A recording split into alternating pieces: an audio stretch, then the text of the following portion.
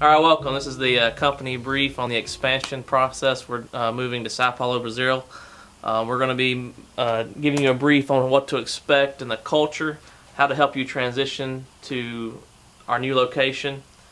We're going to help you understand the do's and don'ts for the different types of culture that you're going to be expecting. That's going to be different than Greenville, South Carolina.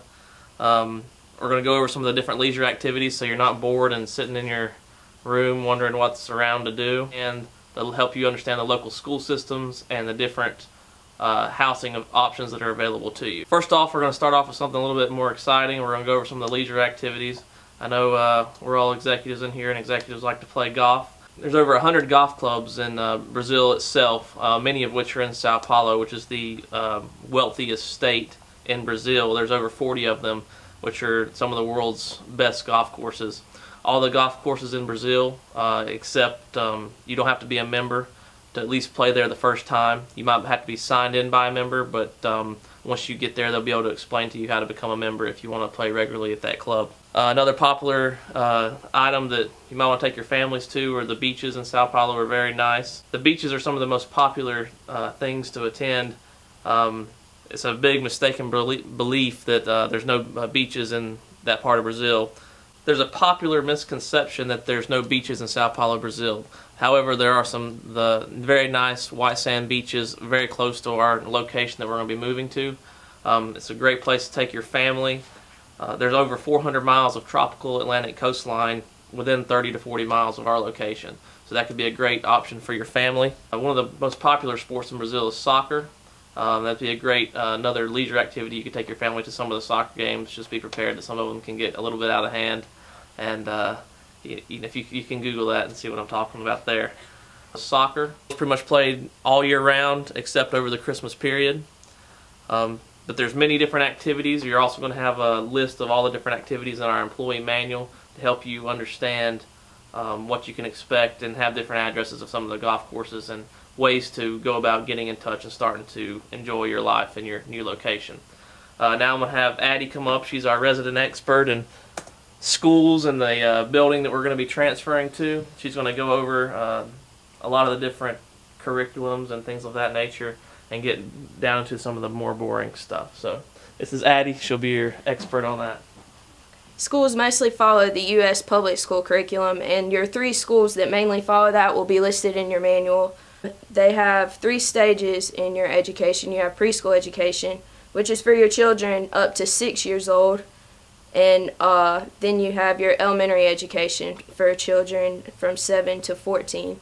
Your elementary school will teach your children your reading skills, writing, and calculating skills. It also helps the kids understand the natural laws and the relations in the society and develop thinking and creative thinking also. Next will be your secondary education, and it is the final stage of basic education in Brazil, and it's to prepare your student to carry on in their careers and if they decide to go on to higher education. The food in Sao Paulo is also not much different from the U.S. There's fresh fruit abundantly available all year round. That includes your oranges, tangerines, bananas, mangoes, just various fruits that are available, and they also have vegetables. A lot is grown in the area, and the fish and shrimp are available around there too. We've purchased a building in Sao Paulo. It's a large industrial building that is about 5,000 square feet and has 15 garage stalls that will be good for our delivery and shipping in the area. Alright, thanks Addie. That was a good presentation. We're now going to have Sonya. She's going to come up and she's going to go over some of the more cultural items and things, the do's and don'ts, and expand more on that whole process, and also go over some of your housing options. So here comes Sonya. She'll be able to expand on that topic. Hello. I'm happy to see all of you very excited about our move to Sao Paulo. It's going to be fantastic. It's a big city, and it's kind of like, most of you I'm sure have either been to New York City or Atlanta, Georgia, or Los Angeles. So that's what you can expect as far as the big city life. The housing, I've actually looked at 3 different kinds. The condominiums and the apartments are built kind of like townhouses are here in America. It's very similar. So if you'd like to live in an apartment complex or either a condominium, you can roughly get 4 bedrooms and 2 baths for the same price as you could get to rent a house in a location where you might have a bigger yard and have a little more privacy, but the house would have like 2 bedrooms and 2 baths. So some of you have smaller families than others. That's just some things that I researched. If you have any questions about that, of course, see me after the presentation, and I'll be glad to answer anything that I can. I'm only going to keep you for a few minutes because I'm going to tell you just a little bit and hit the high points, so don't worry about it taking a long time.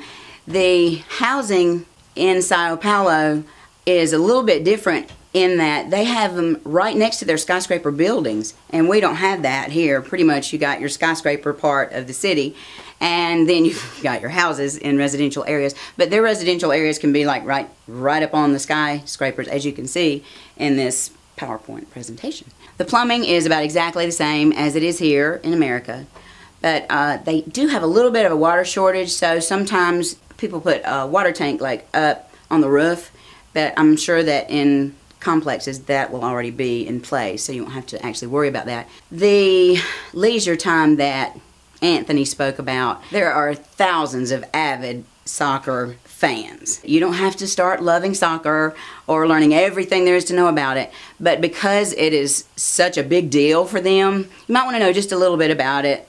The team in Sao Paulo is actually the 3rd most successful team in all of South America, not just Sao Paulo or Brazil, but all of South America. So it's kind of a big deal for them. So learn just a little bit about that. In their culture, there's some do's and don'ts. They're really a warm, friendly type of people, and they get up kind of in your private space, in your bubble, and that may make you uncomfortable, but go ahead and know that it's going to happen. The men shake hands when they greet each other. They're kind of touchy-feely, the women and the men. The women like do air kisses on each side of the face, and they're just really in close proximity to each other when they talk. So don't be offended or kind of back off if you feel them coming up in your bubble, because it's going to happen. Also, our gesture, just for one thing to tell you, that when we're saying you're doing a good job and that was just A-okay, it doesn't mean the same thing over there. So make sure you don't tell anybody they're doing a good job by using this gesture, because it actually means you're an a-hole. And so you don't want to start off on that foot. It's going to be a great transition for you and your families. And I'm going to talk just a little bit about medical now. Virtually, it's the same as it is here in the United States. The fees are very comparable to our fees here in America. The doctors, dentists, and orthodontists are very competent. As a matter of fact, many of them studied here in the United States, and they speak English, so there won't be any problems with that. They have universal health care. Everything's available to you, your specific needs for your family. Those of you who have children, you know, it's a lot like it is here in America, so you won't expect many differences there. Let me talk to you just a little bit about the way you'll travel to and fro. Okay.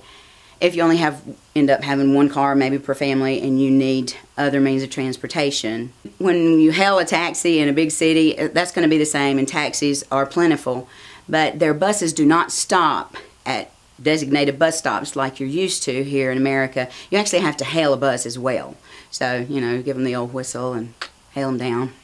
Everything else is going to actually be a lot like what you're used to here. So I don't think you're going to find that many differences there. I am going to stop talking now and just make sure you look in your manuals, because everything's there. Look through that, and if you do have any questions, you have all of our information. So, you know, call us, drop by our offices. We're going to do this over the next 3 months before you even leave, so don't be worried about it or concerned. It's going to be a great move, and we're proud of our management team. Thank you. All right, thank you, Sonya. All right, now we're going to go a little bit into the weather that you can expect there. Brazil's high seasons run from December to March. This is when the country fills with both foreign and Brazilian tourists hitting all the beaches, and, you know, just spreading out through all the streets of Brazil. It can be a really fun time. Just make sure you're careful and plan your trips ahead. You normally have to leave 30 minutes early. You might have to leave a little bit early to get to work. Unlike Greenville, December through February in Brazil tends to be rainy, hot, and humid. So it's going to be a little bit different weather change as far as that goes. In general, Brazil is it's pretty rainy in Sao Paulo and hot most of the year. So just be prepared for that. You're not going to need a lot of jackets. Brazil's winter only lasts for 3 months, and the lowest average temperatures only fall between 54 and 64 degrees. So it's pretty mild. I think we'll enjoy it, and that's the main reason why we're going there, because the coffee grows so well. Now we're going to talk a little bit about utilities and setting up. Sonya expanded how the housing works and where you can find the housing. As far as setting up your utilities, you might want to have. We're going to try to find some individuals there to help the company that speak Portuguese. That will help you set up your utilities. They're going to help you call your service providers, or you can visit them online, set up your internet, your TV, and your normal things to help you feel at home. Although each service varies, you'll likely need a passport or your foreigner's identification card, which you will have before you leave, to set up your services. They require that. You might also want to consider setting up a Brazilian bank account just for easy funds. You'll still have access to your banking in the States through your online banking, but we as a company are willing to deposit, create a direct deposit to a Brazilian bank if you choose, if that is easier for you to access your money. Pretty much we've went over all the highest points on what you're going to need to move there and help you set up and be as smooth and seamless a transition as possible. We thank you for coming to the presentation, and in conclusion, everything else, all this information can be found in your employee manual, and it's expanded on in there with addresses to the embassy and just all the information you may need while you're over there. Also, we're going to have individuals in the company that are resident experts. I know myself, Sonya, and Addie will all be there for the first initial month to help any transition problems, and you feel free to come talk to us and we'll help you out there. So other than that, have a great trip, and thank you for volunteering to move to Brazil.